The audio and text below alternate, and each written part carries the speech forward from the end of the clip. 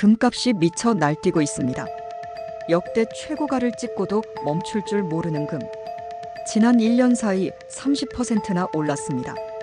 평범한 직장인이 모은 1,000만 원이 1,300만 원이 됐다는 뜻이죠.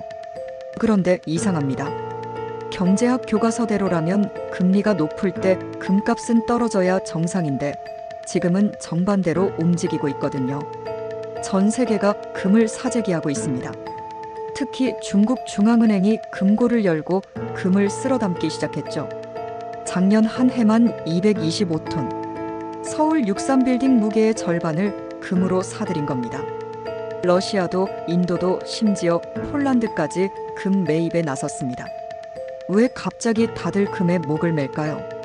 답은 달러에 있습니다.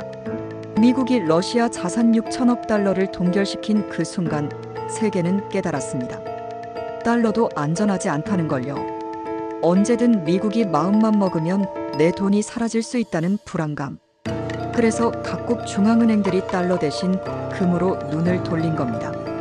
금은 누구도 동결시킬 수 없으니까요. 하지만 진짜 무서운 건 따로 있습니다. 바로 인플레이션이죠. 코로나 때 풀린 돈이 이제야 본색을 드러내고 있습니다. 미국 정부 부채는 35조 달러를 넘어섰고 이자만 한 해 1조 달러. 국방비보다 많은 돈이 이자로 나가고 있습니다. 돈을 더 찍어낼 수밖에 없는 구조가 된 거죠. 그리고 역사는 증명합니다. 정부가 돈을 마구 찍을 때 금값은 항상 폭등했다는 걸. 여기에 전쟁이 기름을 부었습니다. 우크라이나 전쟁이 3년째 계속되고 중동은 또다시 불타오르고 있죠. 대만 해협에는 전운이 감돕니다. 전쟁의 공포가 커질수록 금값은 치솟습니다. 1979년 소련이 아프가니스탄을 침공했을 때 금값은 1년 만에 2배가 됐습니다. 지금도 비슷한 패턴이 반복되고 있는 거죠. 그런데 우리나라 사람들의 반응은 좀 특별합니다. 금값이 오르니까 오히려 금을 팔고 있거든요. 한국금거래소 통계를 보면 올해 들어 개인들이 판 금이 산 금보다 3톤이나 많습니다. 반면 일본인들은 정반대예요. 엔화 가치가 떨어지자 너도 나도 금을 사들이고 있죠. 도쿄 긴자의 금 판매점엔 아침부터 줄이 늘어섭니다. 서울 종로 골목의 한금은방 사장님 이야기가 인상적입니다. 40년 장사하면서 이런 장세는 처음이에요. 손님들이 팔려고만 하지 사려고 하질 않아요.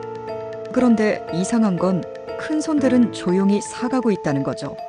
실제로 국내 금 ETF에는 올해만 1조 원이 넘는 돈이 들어왔습니다.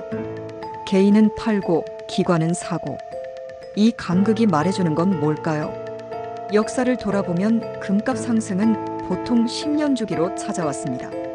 1970년대 오일 쇼크 때 10년간 20배, 2000년대 금융위기 전후로 10년간 6배, 그리고 2020년부터 새로운 상승 사이클이 시작됐습니다. 아직 3년밖에 안 지났죠. 월가의 한 펀드 매니저는 이렇게 말합니다. 금값 3,000달러는 시간 문제다. 문제는 그때 달러의 가치가 얼마나 남아있을지다. 섬뜩한 말이죠. 금값이 오르는 게 아니라 화폐 가치가 떨어지는 거라는 의미니까요. 그렇다면 다음 차례는 뭘까요? 역사는 명확한 답을 보여줍니다. 금 다음은 은입니다. 금과 은의 가격 비율이 80대 1을 넘으면 은이 급등하는 패턴이 반복됐거든요. 지금이 딱 85대 1입니다. 산업용 수요까지 급증하는 은. 특히 태양광과 전기차 배터리에 은은 필수죠. 하지만 더 주목할 건 따로 있습니다. 바로 비트코인이죠. 디지털 금이라 불리는 비트코인은 이미 금과 같은 움직임을 보이고 있습니다. 금값이 오르면 비트코인도 오르고 달러가 약해지면 둘 다 강해집니다. 젊은 세대는 금보다 비트코인을 선호하죠. 무겁지도 않고 보관도 쉽고 24시간 거래되니까요. 원자재도 눈여겨봐야 합니다. 구리, 리튬, 히토류 모두 미래 산업의 필수 원료들이죠. 금값 상승은 원자재 슈퍼사이클의 신호탄일 수 있습니다. 1970년대가 그랬듯이요. 당시 금값이 먼저 오르고 석유가 뒤따랐고 모든 원자재가 폭등했습니다. 강남의 한 자산관리사는 고객들에게 이렇게 조언한다고 합니다. 금은 보험입니다. 부자가 되려고 사는 게 아니라 가난해지지 않으려고 사는 거죠. 자산의 10% 정도는 금으로 가져가세요.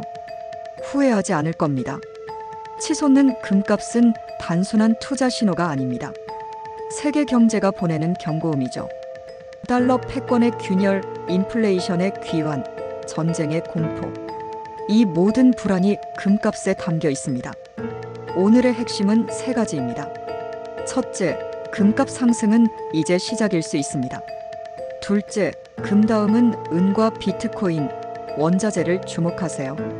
셋째, 무엇보다 현금의 가치가 녹아내리고 있다는 신호를 놓치지 마세요.